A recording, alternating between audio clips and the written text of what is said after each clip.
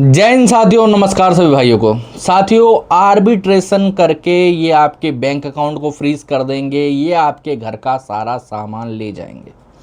ऐसी बहुत सारी धमकियां आपने रिकवरी वालों के मुंह से सुनी होंगी, या फिर कई बार वो लोग मैसेजेस में बोलते हैं या कॉल पे आप लोगों को बोलते हैं कि अगर आप लोन के या फिर क्रेडिट कार्ड के पैसे नहीं भरोगे तो हम लोग आर्बिट्रेशन करके आपके घर का सारा सामान ले जाएंगे, आपकी सैलरी को अटैच कर लेंगे, या फिर आपके बैंक अकाउंट्स को फ्रीज कर देंगे। ऐसा बहुत बार रिकवरी एजेंट्स के द्वारा सुनने को मिलता है, ठीक है।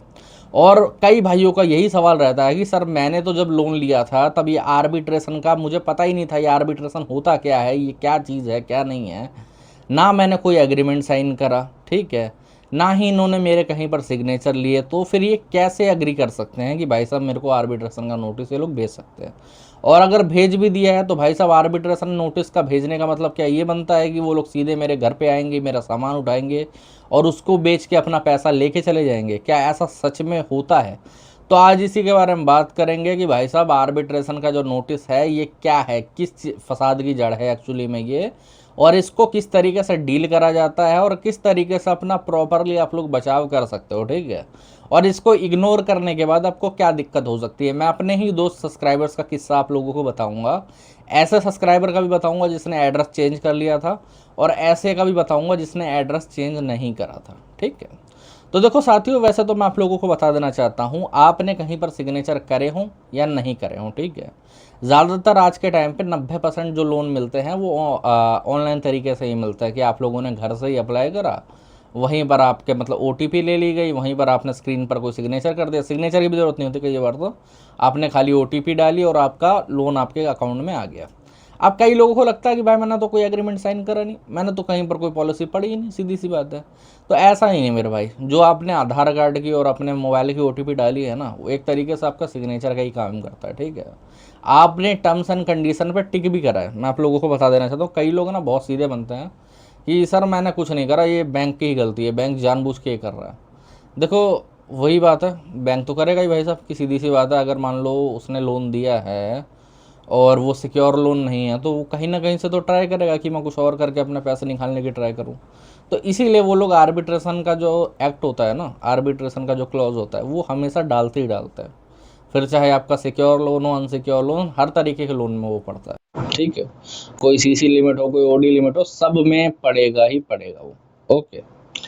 रही दूसरी बात, कई लोग बोलते हैं कि चलो ठीक है सर, हम लोग मान लेते हैं कि ऑनलाइन उन्होंने करा है।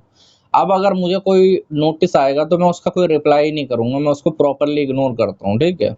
तो ये लोग मेरा आर्बिट्रेशन कैसे कर देंगे? तो मैं बता देना चाहता हूँ, ये महा बेवकूफ़ी वाली बात है, बहुत ज़्यादा महा बेवकूफ़ी वाली बात है। मैं समझाता हूँ कैसे, ठीक है। देखो, मैं अपने ही एक सब्सक्राइबर का एग्जांपल दूंगा आप लोगों को, जो एड्रेस जिसने चेंज नहीं करा ना, उसका मैं बता रहा हूँ, ठीक है। तो आसाम का रहने वाला था मेरा एक सब्सक्राइबर, ठीक है। उन्होंने एक दिन हमसे कॉल बुक करा। अब जब कॉल बुक करा तो कॉल बुक करने के साथ ही वो इतने ज़्यादा प्रेशर में थे, इतना ज़्यादा परेशान थे। उन्होंने कहा कि सर, मैं कोर्ट से एक पुलिस वाले के साथ कोई एक बंदा आया है और वो घर के सामान गिरने की बातें कर रहे हैं, ठीक है। तो मैंने बोला, यार आपको इससे पहले कोई सामान या कुछ नोटिस वगैरह कुछ आया था? तो कहते सर नहीं नहीं, मुझे ऐसा कुछ नहीं आया। क्लाइंट ने ऐसे ही कहा, आप सुनना कैसे है, ठीक है। लोग किस तरीके की बेवकूफ़ी करता है और उसका उस चीज़ में फंस जाता है, ठीक है।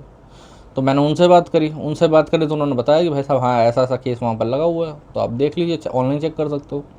तो मैंने चेक करा, केस दिखा भी रहा था। तो मैंने उनसे रिक्वेस्ट करी, मैं कि आप हमें 2 दिन का टाइम दीजिए, हम इस पर कुछ ना कुछ कार्यक्रम करवा देंगे, ठीक है। आप तब तक के लिए एक काम करिए, मतलब कुछ अपना समझते हो आप लोग, है ना।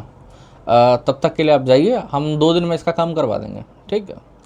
तो फिर 2 दिन के अंदर अंदर उसको कोर्ट में एप्लीकेशन वगैरह लगाई, उनके बिहाफ पे लॉयर खड़ा करा वहाँ पर, ठीक है। और आर्ग्यू वगैरह करे कि भाई साहब, हमें जो भी अवार्ड वगैरह या बाकी चीज़ें मिली हैं तो वो हमारी कंसेंट के साथ नहीं था और अगेंस्ट था। तो फिर वहाँ पर कोर्ट ने भी उसको माना, और एट द एंड फिर बैंक को ऑर्डर करा कि आप लोग आउट ऑफ कोर्ट सेटलमेंट करके इसको ख़त्म कर लेना। दरअसल हुआ क्या था, क्लाइंट की गलती कहाँ थी, मैं आप लोगों को समझाऊंगा। कई लोगों को लगता है ना कि कोई भी ऐरा गैरा नथु गैरा बैंक से उठ के आएगा और मेरे घर का सामान सील कर सकता है, ऐसा नहीं होता। दरअसल होता क्या है कि जब भी कोई आर्बिट्रेशन का नोटिस आता है, उसके बाद अवार्ड पास होता है, ठीक है। तो मैं बता देना चाहता हूँ, अवार्ड से लेके मतलब नोटिस से लेके अवार्ड तक आप लोग ना ऑब्जेक्शन क्रिएट करके उसको रोक सकते हो, आप बिना कोर्ट में जाए, मैं बताना चाहूँगा, ठीक है। आपको कोर्ट में जाने की ज़रूरत नहीं पड़ेगी, आप ऑब्जेक्शन क्रिएट कर सकते हो अवार्ड के ऊपर भी, ठीक है। अब होता क्या है, अवार्ड के बाद ना अगर उन किसी भी बैंक को कोई भी कार्यक्रम करना होता है, ज़्यादातर बैंक पता क्या करते हैं, उनको भी पता होता है कि कोर्ट में जाएंगे तो बंदे कई बार अपने लॉयर को ले आते हैं और फिर बाद में वहाँ पर कुछ होता नहीं है, समझ रहे हो। तो वो लोग ना सिंपली या तो बैंक अकाउंट को फ्रीज करने की ट्राई करते हैं, बैंक को भेज के, ठीक है। वो भी ये लोग कई बार नहीं कर पाते, क्योंकि जितने भी सरकारी बैंक है ना उनको पता है कि इंडिया के अंदर बिना किसी भी कोर्ट ऑर्डर के कोई भी बैंक अकाउंट फ्रीज हो ही नहीं सकता। जब प्राइवेट बैंक है वो लोग उनकी आपस में साठ गांठ रहती है तो वो लोग कई बार कर देते हैं, ठीक है। फिर हम लोगों को कोर्ट में एप्लीकेशन वगैरह लगा के उसको अनफ्रीज करवाना होता है, समझ गए। अब इन्होंने क्या करा होगा भाई साहब ने, मैं आप लोगों को बताता हूँ, ठीक है। पहले रुक जाओ, ये बता, ये जैसे मान लो अब कोर्ट में चला गया बैंक, तो वहाँ से भी ऐसा नहीं है कि जैसे कोर्ट में चला गया वैसे ही कोई बंदा आ जाएगा आपके घर पे और सामान गिनने लगेगा, नहीं, ऐसा नहीं है। आपको पहले समन इशू होगा कि आइए यहाँ पर आके बात करिए, देखिए क्या बात है, क्या मैटर है, अपना सुलझाइए आगे, ठीक है, कोर्ट में। अब कई लोग उसको भी इग्नोर कर देते हैं, वो ऐसा बहुत केसेस मैंने देखे हैं, उसको भी इग्नोर कर देते हैं।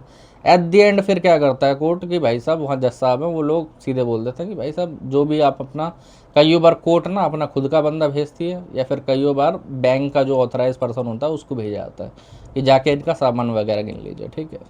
अब वो साथ में पुलिस वाले को लेके ही आता है हमेशा पे, ठीक है, ऑर्डर पे, तो आदमी डर जाता है, आदमी घबरा जाता है, समझे। ऐसा कुछ करने की ज़रूरत नहीं है।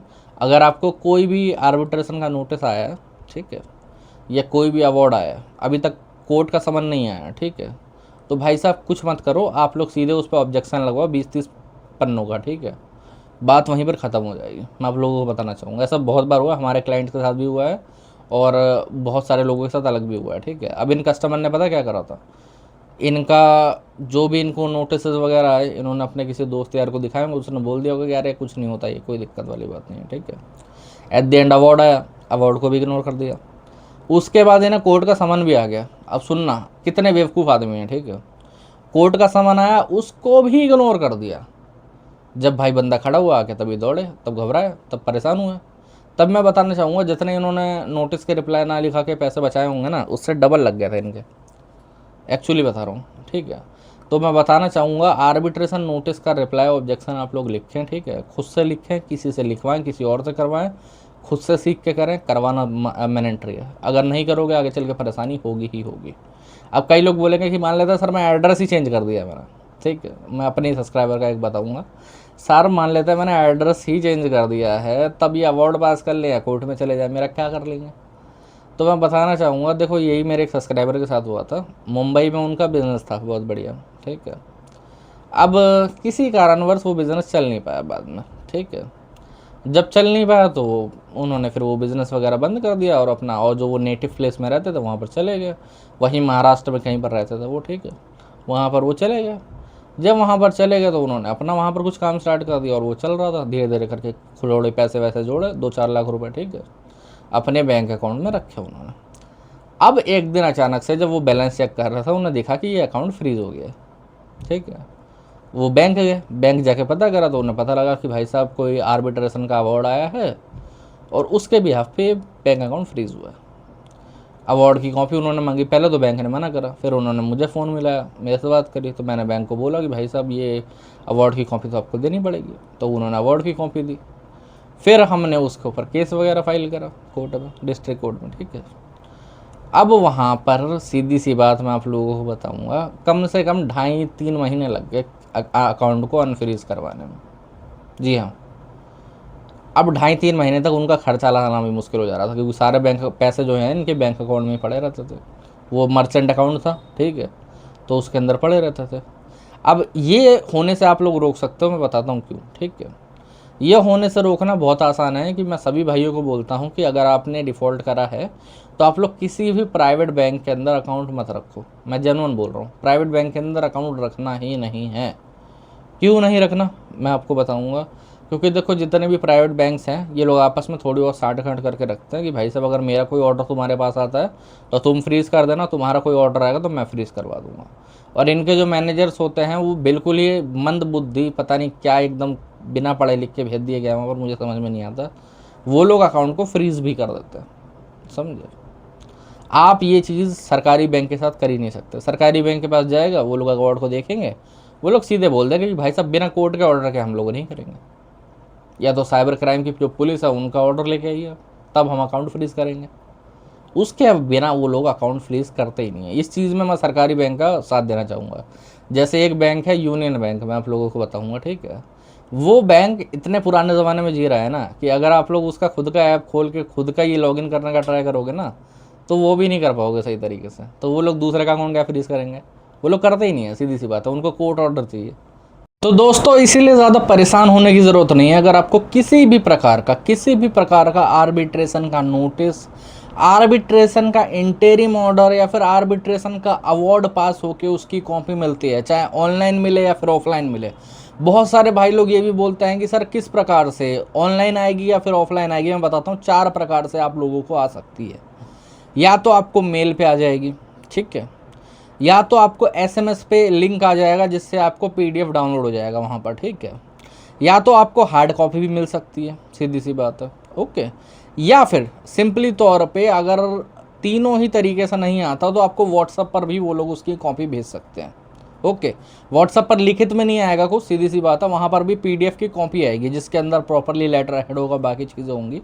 तो आपको ऐसा कुछ भी नोटिस रिसीव होता है, आप उसका रिप्लाई लिखवाएं, बात खत्म हो जाएगी, कोई दिक्कत वाली बात नहीं, कोई प्रॉब्लम वाली बात नहीं, ठीक है। बाकी साथियों आज के वीडियो में इतने। अगर आप लोगों को वीडियो अच्छा लगा हो तो चैनल को सब्सक्राइब कर लेना। अगर और कोई दिक्कत प्रॉब्लम परेशानी आ रही है तो ऊपर नंबर आ रहा है, व्हाट्सएप पर मैसेज कर सकते हो, व्हाट्सएप के माध्यम से हमसे जुड़ सकते हो, ठीक है। जय हिंद सभी भाइयों।